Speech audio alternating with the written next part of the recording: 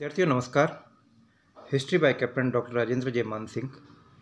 ऐतिहासिक अध्ययन और अनुसंधान की इस कक्षा में मैं captain doctor Rajendra, associate professor department of history, government Dungar college Bikaner, आप सभी का स्वागत और अभिनंदन करता हूं। विद्यार्थियों, ऐतिहासिक अध्ययन और अनुसंधान की इस श्रृंखला के अंतर्गत आज मैं बात करूंगा राजकीय डूंगर महाविद्यालय बीकानेर के BA पाठ द्वितीय के मध्यकालीन भारतीय इतिहास के विद्यार्थियों के लिए। विद्यार्थियों, मध्यकालीन भारतीय इतिहास that means medieval of history of the India अध्ययन की इस श्रृंखला के अंतर्गत विद्यार्थियों, आज मैं आपसे बात करने जा रहा हूँ मुगल साम्राज्य के बारे में। विद्यार्थियों, 1526 में जहीरुद्दीन मोहम्मद बाबर के नेतृत्व में मुगल साम्राज्य की स्थापना न केवल भारतीय इतिहास अपितु विश्व इतिहास में एक महत्वपूर्ण और युगांतरकारी कदम के रूप में देखा जा सकता है। मुगल इस देश में एक राजनीतिक ताकत के रूप में नहीं आए, बल्कि मुगल नाम था एक सांस्कृतिक विचारधारा का, एक धार्मिक विचारधारा का था। जहीरुद्दीन मोहम्मद बाबर ने जिस उद्देश्य को लेकर हिंदुस्तान में मुगल साम्राज्य की स्थापना की, वह उद्देश्य महमूद गजनवी और मोहम्मद गोरी के उद्देश्य से बिल्कुल भिन्न था। इन लोगों ने इस जमीन को अपना समझा। इस जमीन के उत्पादन और वितरण के संसाधनों का प्रयोग उन्होंने इसी के विकास के लिए किया, और महमूद गजनवी और जैसे आक्रांताओं का जो आदर्श था, उसकी तुलना में बाबर का आदर्श कई गुना महान था।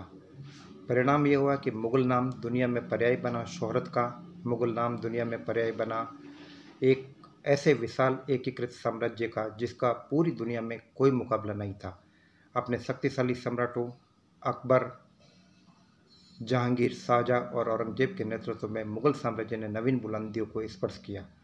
मुगलों ने इस देश को प्रदान की नवीन संस्थाएं, नवीन धार्मिक विचार, नवीन प्रशासनिक तंत्र। तो आइए विद्यार्थियों, आज हम बात करते हैं मुगल साम्राज्य के इसी संस्थापक जहीरुद्दीन मोहम्मद बाबर से जुड़े हुए विविध तथ्यों के बारे में।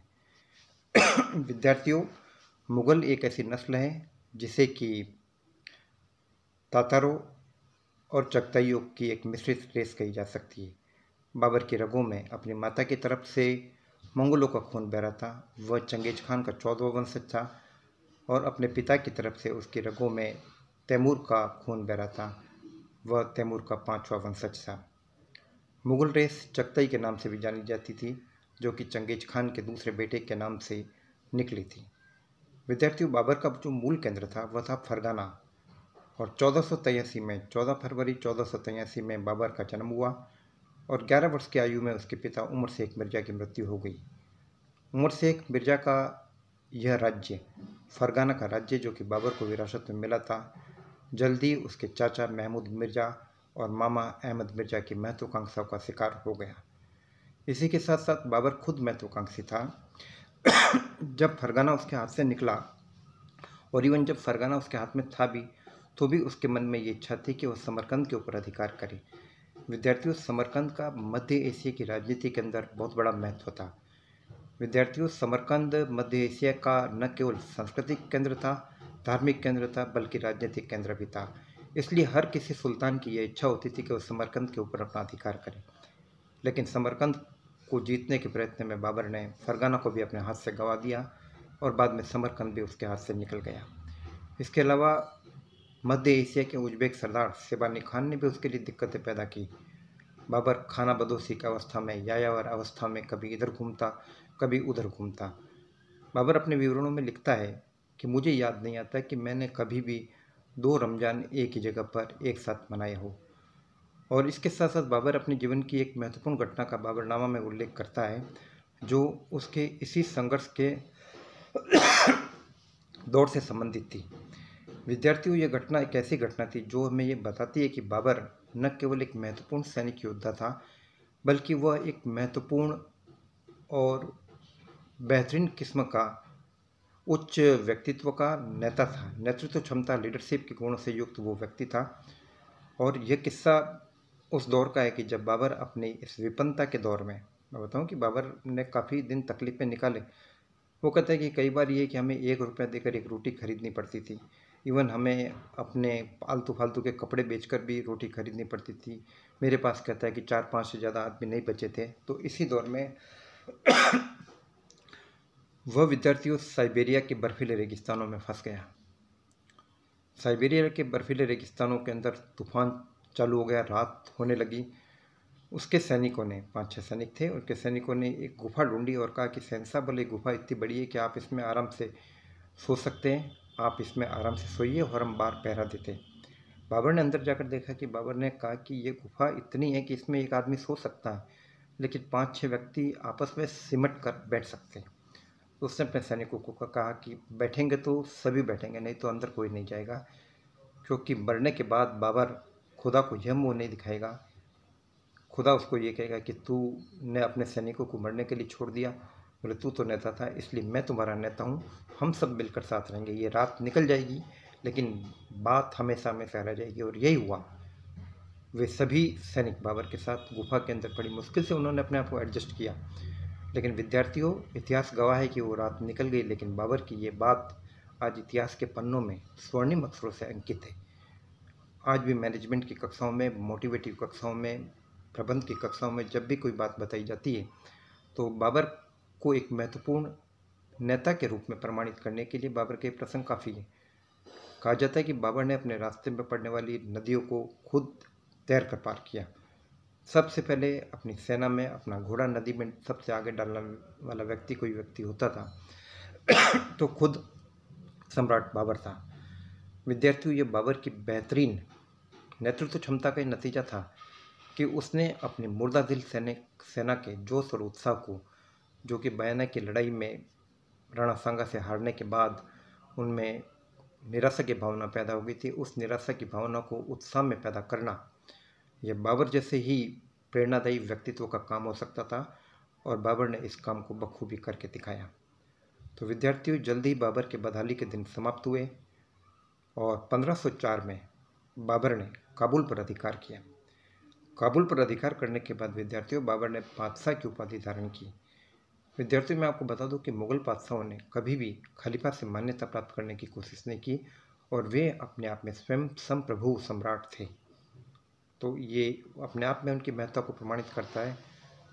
बाबर ने काबुल में रहने के बाद बाबर एक बुढ़िया से मिला। यह बुढ़िया इस बात की गवाह थी, दिक्काट कबीले की थी ये। वह इस बात की गवाह थी कि उसने तैमूर के हमलों के प्रभाव को काफ़ी नज़दीक से महसूस किया। उसने बाबर को कहा कि तुम्हारे महान पूर्वज तैमूर ने किस प्रकार से हिंदुस्तान पर आक्रमण किया। तो बाबर ने भी ये संकल्प लिया कि यदि अल्लाह ने उसको मौका दिया तो वो हिंदुस्तान पर आक्रमण करने के कारनामे को फिर से दोहराएगा। और जल्दी विद्यार्थियों, हम देखते हैं कि परिस्थितियाँ बाबर के अनुकूल बनती जा रही थी।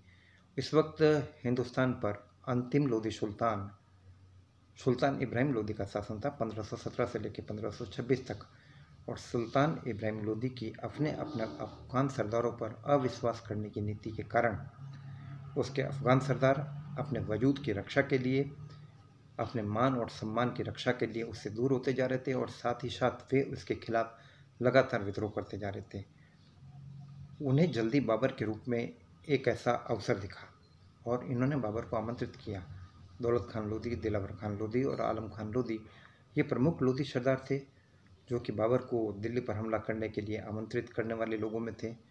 और बाबर ने शुरुआती दौर में हमले किए और इसके बाद उसने एक बड़ी सेना लेकर पानीपत के मैदान में वो आ डटा।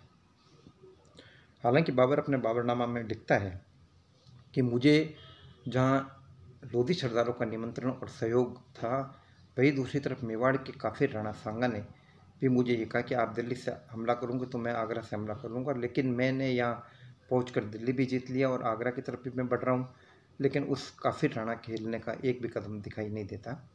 तो बाबरनामा के इस विवरण की पुष्टि अन्य सोर्सेज नहीं कर रहे हैं और इन बातों का आगे जब भी हम खानवा के युद्ध के बारे में विवेचन करेंगे तो हम इन बातों को गंभीरता से समझेंगे और ये जानने की कोशिश करेंगे कि इसमें किस हद तक सच्चाई है।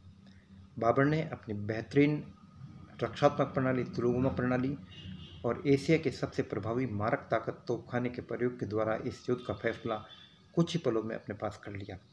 वो अपने विवरण में लिखता है कि इब्राहिम एक नासमझ नौजवान था जो बिना सोचे समझे आगे बढ़ जाता था और बिना सोचे समझे पीछे हट जाता था। युद्ध किस प्रकार से करना, इन चीज़ों से वो वाकिफ़ नहीं था। और साथ ही साथ वो भी लिखता है कि इब्राहिम बाबरनामा में बाबर इब्राहिम के बारे में लिखता है कि वो अगर सोचे समझे आगे बढ़ जाता था, पीछे हट जाता था। और साथ ही साथ वो ये भी लिखता है कि इब्राहिम के पास इतना खजाना था कि वह उस खजाने का वितरण करके उम्दा किस्म के सैनिक भर्ती कर सकता था, लेकिन उसने ऐसा किया नहीं। उसने घटिया किस्म के सैनिक भर्ती किए पैसा बचाने के चक्कर में, और खुद को भी युद्ध प्रणाली का ज्ञान नहीं। बाबर का कहना था कि जो व्यक्ति बगैर सोचे समझे आगे बढ़ जाए युद्ध के मैदान में और पीछे हट जाए, तो उससे युद्ध जीतने की उम्मीद नहीं की जा सकती। लेकिन इसके बावजूद बाबर इब्राहिम की वीरता की तारीफ करते हुए कहता है कि वह युद्ध में एक जाबाज सैनिक की तरह लड़ते हुए मारा गया। तो विद्यार्थियों, आगे की कक्षा में हम इस बारे में और भी विस्तार से बात करेंगे। जय हिंद, जय भारत।